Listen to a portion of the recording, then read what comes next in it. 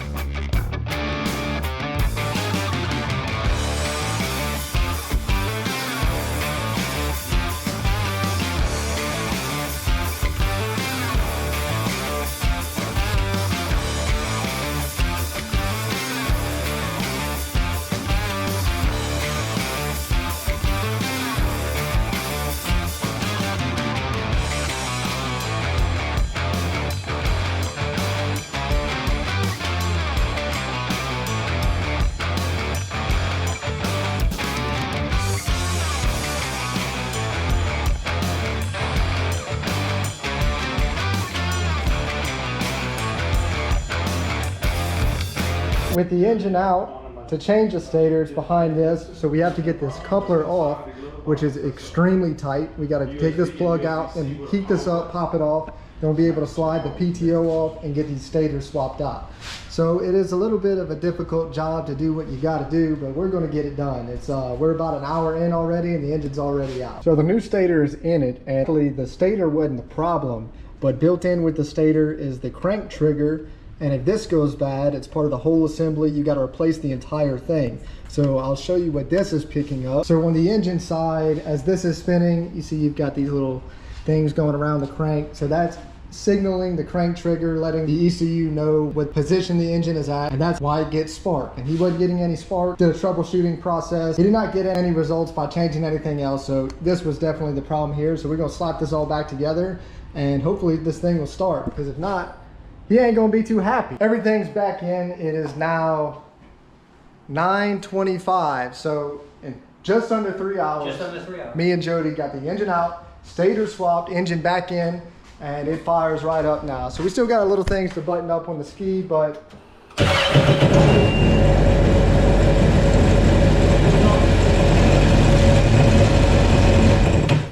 fired right up. So the crank trigger was the problem, and so we're just gonna get this button back up and this will be ready to go. I couldn't leave you guys hanging last night. It would have been a very short video, and you guys gave me the opportunity by clicking on this video, so we're gonna make this a video worth watching. So we got some more stuff to pack into this today to give more information to you guys. We are doing a Sea-Doo supercharger rebuild. I do these almost all day long. I advertise a one-day turnaround, but I try to do them quicker than that. So I had a stack show up today, I'm rebuilding them today, and I'm shipping them back out today.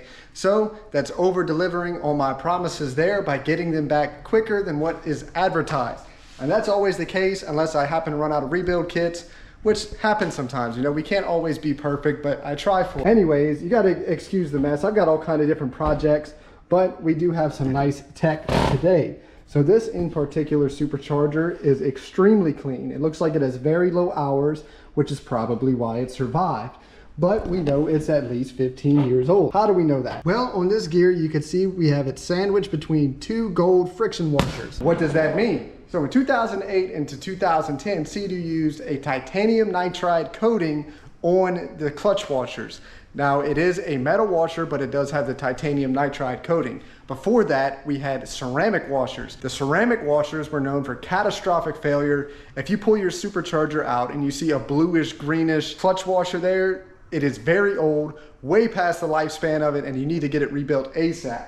But these were the replacement initially for those ceramic washers. These gold titanium nitride coated washers are actually very hard. So in theory, it sounds great. It's not gonna fail like those older ceramic washers would, but hard also means very brittle.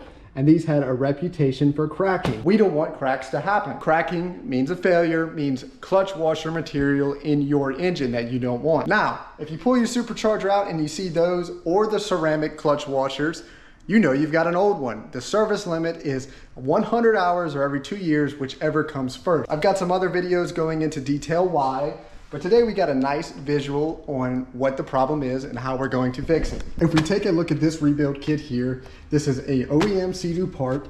I only use OEM Sea-Doo rebuild kits. You can turn to the aftermarket for a cheaper option from someplace like SBT, but I promise you, those are going to fail. You might rebuild it once and it might work, but you might rebuild another one and within 30 minutes, you're gonna have a catastrophic failure, resulting in the need to buy a complete replacement supercharger. So we only use OEM. It's a little bit more expensive. You can see I actually pay $450 for these and I charge $550 for the rebuild. So that's $100 in my pocket and you're getting a solid supercharger. If you're able to find a cheaper rebuild service than that, let me know and I'll drop the price. I promise you, you will not. If you do, they're using a cheap aftermarket rebuild kit that's not going to be to the quality of this. Anyways, so you can see here, we no longer have gold clutch washers, not since 2010. And we open this up, it's not a smooth surface, it's actually a very rough surface. It's not smooth at all.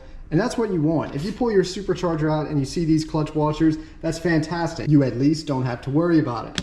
But remember that service limit, just because you have these doesn't mean that it doesn't need to be rebuilt. Just like that, the supercharger is rebuilt. We've got the updated clutch washers in, but in the process of the rebuild, this entire assembly gets replaced and this supercharger has some new life left in it. This one's now good to go back to the customer because of these clutch washers are better than it ever was, and it's got another 2 years or 100 hours of life put back into this supercharger. So we're gonna get this boxed up. I shipped this entire thing back to the customer along with his old parts and the bubble pack. That way he knows I did rebuild it. That's just something I like to do, so there's no question if I rebuilt it or not. You know, as crazy as it sounds, if I just shipped the supercharger back, they would question if I actually rebuilt it or not. So that's my little guarantee that it was actually done. Another supercharger we're doing today, I got another tip for y'all. This supercharger is out of 2020 and newer Sea-Doo 230. How do we know that? Well, it is the old style X charger, right? And it uses this impeller,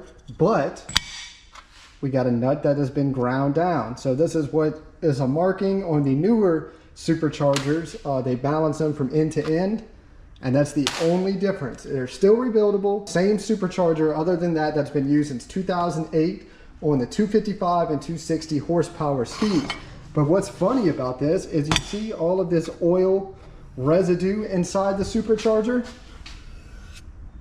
That's not great. So where is that coming from? Well, if you have your Sea-Doo oil that is overfilled and you do not have a catch can, it all gets routed back into the intake, and the intake goes straight to the supercharger. So the oil dumps into the supercharger, and that same oil residue then goes into your intercooler. It's going to coat the intercooler with the oil residue, making it less efficient. It's going to make air harder to pass through it, so you will have less boost pressure going to the manifold and hotter intake air temps. And then any oil that makes its way through that will go into the intake manifold and back into the engine, lowering the octane rating of your fuel, increasing the risk for detonation, and lowering your performance. So how do we fix that? Well, one, we make sure we got the right amount of oil in our Sea-Doo, and we put a catch can on it. Put a catch can on every single Sea-Doo. I'll put a link in the description below. It needs it. That is why it needs it. That's another little tip that we could fit in from these superchargers. I do a lot of them and they all talk to me. I know something a little different about each one and how the ski is maintained and what mods are done from little things like this. I think that's going to be it for this video. I am really enjoying these weekly uploads. I like making these videos for you guys, but I want you guys to let me know, what do y'all want to see? I've got a ton of stuff going on here. So you let me know what you want to see. Do you want to see more supercharger stuff, more customer builds, more of my own skis, or just a little bit of everything? You know, I'll try to do as much as I can. I am trying to get out on the water and ride and get a video of that. It's just tough. If I take a day off of turning a wrench, I get way behind. I've got a lot of two-stroke content planned. My two strokes is really what makes me happy, so I've got a lot of that stuff planned. I just gotta find where to fit it all in. Please give me a comment, what do you guys want to see, and I'll do my best to make it happen. And don't forget to like, comment, and subscribe, and check out the greenhulk.net PWC Performance Store. Thank y'all for watching, and I'll see you guys again next week.